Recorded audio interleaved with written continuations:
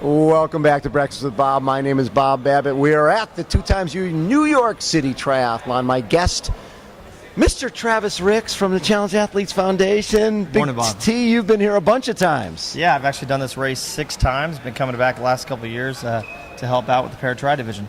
So paratri division, and last year, for the first time ever, paratriathlon was in the Paralympics. Yeah. How important was that for the growth of this particular division? Oh, it was huge. We talked about this back in 2010 when we found out it was in, and I was still competing back then, and so exciting to know that we had the chance to be a part of the Paralympic movement, but then to actually see it come to life in 2016 and watch our athletes go in and win some medals. The PT2 cool. Women division clearing the entire podium. Gold, bronze, silver, and bronze. I love that. Yeah, it was awesome. And a lot of those athletes really started out with CAF. Yeah. We held our first paratriathlon camp about 8 years ago, and I would say 80% of the class that came out of that camp has gone on to win either a world championship or a medal in the Paralympics. That is very cool. You have to be very proud of that. Yeah, it was pretty cool. So how important is this event? Because when you go back, this was really one of the first triathlons that showcased the PC division. Yeah, this race traditionally has really focused on paratriathlon. It used to be nationals. Yes. For a lot of years, we raced here as our national championships to gain entry into ITU Worlds. And so athletes from all over the United States were coming here to race. Everybody was here. Yeah, this was the race.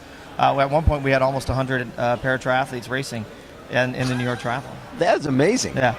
So after the Paralympics, after paratriathlon is in the Paralympics for the first time, how does that change your focus in terms of finding athletes for the next Paralympics? We're actually starting to focus on youth. I chair the USAT Paratri Committee, and working through them and CAF, we've all decided the focus is on the next generation. And we're doing a big push to try to get younger athletes involved in the sport, trying to find athletes that are involved in other sports that may be interested in paratriathlon. Yeah. We really want to look at 2020, 2024, and even 2028 to see if we can find the next group of podium winners. I know one of the limitations for the first Paralympics was a number of categories, yes. Right? And now, have you heard what's going to be happening in 2020? We've heard that we are definitely in. Paratriathlon was one of the first sports to be guaranteed not only into their first year, but also the year after. Before they had even showcased the sport. Wow. So it was a pretty big deal to hear that. So we definitely knew we were going to be in 2020. We are hoping, and we've heard a lot of rumors that they are going to extend the categories. So we had 3 in Rio. Right. We're hoping that we'll have 5. They have grown the categories up to 7 now. And we're hoping that we'll at least get 5 of the 7, if not more, in the Paralympics in 2020. Yeah, because this last time, I think you had visually impaired men were not there, no. Right? And then you had wheelchair women? Our wheelchair females, and then both PT3 categories. And what is PT3? PT3 was like in the middle between above the knee amputees and severe leg impairments, and below the knee amputees. Okay. An arm below elbow. So they're mostly your bilaterals and your above elbow amputees fell into PT3, as well as some medium impairments. So when I look at the Paralympics, the thing that always confuses me is all the categories, right? And I think the average person watching at home, that's confusing. And when we were in London, that Channel 4 over there did a phenomenal job. These guys are great. Before each race, they would be like, okay, this is T7 or whatever it happened to be. Yeah. And they'd show a visual of what that meant. Yep. How important is that education process for growing what we look at as the Paralympics? It is very important, I think, because people want to know where they belong. Right. If I'm somebody who's interested in sport and new, I want to know who I got to compete against. I got to know what times and categories I got to look at to see where I stand. I can break it down real quick for you. Sure. Basically, we changed categories, so they're a little bit different names now. But PHC, is all of our wheelchair categories. Okay. And then 2, 3, 4, and 5 are ambulatory. Okay. And they're based on a point scale, so it's not specific disabilities, but it is specific to where your point is on your severity of your disability. But right. As long as you're ambulatory, you're in 2, 3, 4, and 5, and then 6 is going to be your visual impairments. Okay. This particular race, you've done this. Yes, 6 times. What is Survived the Hudson every time. I was going to say, and it sort of has those. Some races have a cool swim, and then a bike is sort of a little bit of a guess, and then the run is cool. Yeah. This one, all 3 are cool. Oh yeah, it's a phenomenal race. You know, I would say the only reason I ever won this race as a national champion was because of the swim.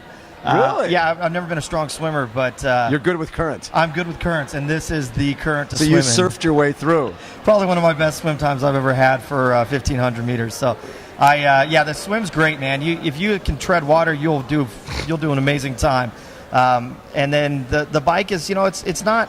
I wouldn't say it's too challenging, but the conditions can be different. You can get rain, you can get heat, you can have anything in between, and it can affect your overall race. Right. But if you do well totally on the bike, blocked off. The bike ride's totally safe. They shut down one of the busiest parts of Manhattan for this race. It's amazing. And then the run is always up in the air, because by the time we get to the run in the paratri division, anything that's cool has gone away, and we are in the blazing heat. And so the humidity really takes an effect at this race. So what is the besides? I mean, you're above knee amputee. Yeah. What are the other things that affect you? Because of the way you run, it seems like there could be lower back issues. It could be other things, because you're wearing a item that's a different weight from your other leg. Yeah, I mean, everybody has a different way that they do it. I don't wear a knee, so I circumduct, which means I swing my leg around. Yeah. So my leg's a little lighter, which means I can move it a lot faster. But yeah, I do have a little bit of off balance in my running technique. So yeah, that can affect you in the long run. But I raced 9 years, and I never really had any back issues from that. I think it's, if you dial everything in correctly, you could do pretty well. But I think the biggest thing for us as para-athletes is the transition, man. We've got to take legs off and put legs on and get in and out of hand cycles and racing chairs. And so that's really where our races are won and lost. It's transition. Yeah, and you can see that in the Paralympics. Mark Barr lost his liner in the waves coming in. Clearly was favored to win. And Muhammad Lana, Muhammad has never beat Mark up until that point. And, he actually pulled through because of a minor technical issue in transition. Equipment, getting it on and off. Yep.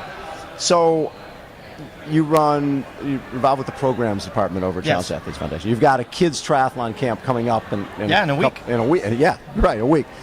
From those camps, and you've done those now, and I think really some of the first folks to put on kids camps. Yeah. What have you taken away from those camps so far? You know what? I think there is so much talent out there. We have one of the great things about living in this world and the adaptive sports community now is that there are a lot of options for these kids. And what I've learned that there's a phenomenal amount of phenomenal athletes. Right.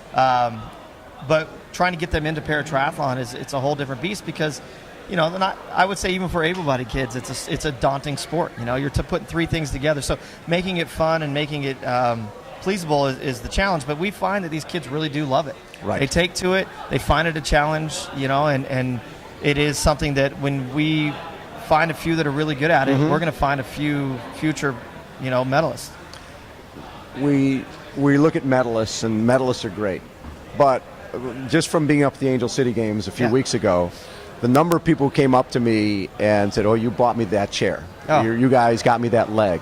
Travis came to our house 2 weeks before Andrew's amputation and walked us through this. We can talk elite athlete all we want, but it's the value of sports. And sometimes I think people think sport is somewhat frivolous, and people don't understand the power and the importance of sport. Talk a little bit about that. I have a personal connection with that statement.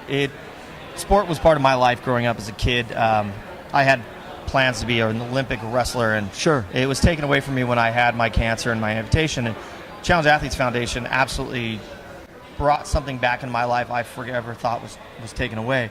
And I find that working in the programs department for the last 10 years, we have been able to not only show people that they can still be athletes again, but we've also shown people that were born congenitally with some kind of physical disability that just because they were born that way doesn't mean they aren't going to be considered an athlete, or they couldn't have the chance to be an athlete. And that's at any level. Right. They can go out and ride a bike. They can go out and compete for the Paralympics. It doesn't matter. It's up to them what they want. And we want to support that in every way possible.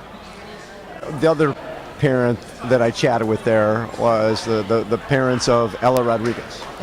And here's a girl who is tap dancing and jazz dancing and playing every sport in the world. Yeah. But she still wrote a Christmas note to her family basically saying, I want to meet someone like me. Yeah. I want to meet someone who's an amputee. And you responded to that and basically got her down the San Diego Triathlon Challenge, where she didn't just meet one fellow amputee, she met dozens of them. Yes. Absolutely. And one of the greatest things that we do at CAF is we widen people's community. I think there are tons of stories just like Ella's out there where there are children and even adults that grew up in their hometown and never saw another person with a physical disability like theirs. And we bring them together and show them that they're not alone. We show them that they are part of a bigger community, and we show them support and love. And we do it through our San Diego Triathlon Challenge. We do it through our grant programs and all of our clinics and camps that we put on. So after 10 years, does it ever get old? No. I love what I do. People spend a whole lifetime trying to find the perfect job for them.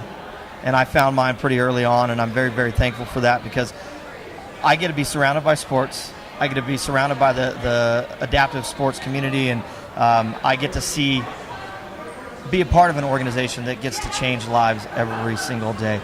That will never get old to me. Love it. Travis, thanks for everything you do. Absolutely.